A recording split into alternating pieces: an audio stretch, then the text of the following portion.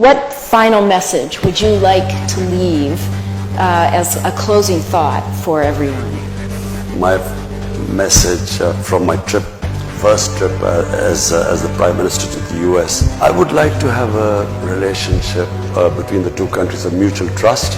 I would like to have a relationship as equals, of friendship, not as it has been before, where Pakistan has sort of been, you know, it's like Pakistan wanting aid from the US, and then as for aid, Pakistan is expected to do certain things. The reason why I'm happy leaving the US this time, because we have a relationship now based on a mutual interest, which is peace in Afghanistan. And, you know, someone asked that, will you get this fund?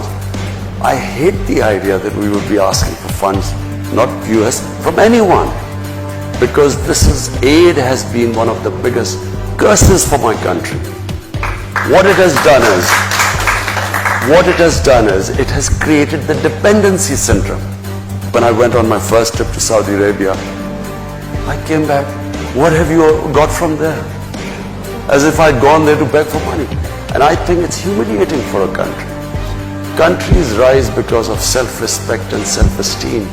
No countries rise by begging and borrowing for money. So my relationship with the US would be, I would like a relationship with, a dignified relationship with the US, where never again should we ever have that humiliating phase. I can tell you as a Pakistani, never did I feel more humiliated when Osama bin Laden was taken out in Pakistan by the US troops. Never did I feel more humiliated, because here was a country which was supposed to be an ally, and our ally did not trust us. So as a Pakistani, for every Pakistani it was humiliating. We never want to be in that same position again. We want to have a relationship of friendship. And it doesn't matter, you know, friend can be rich and the other can not be so rich. But so what?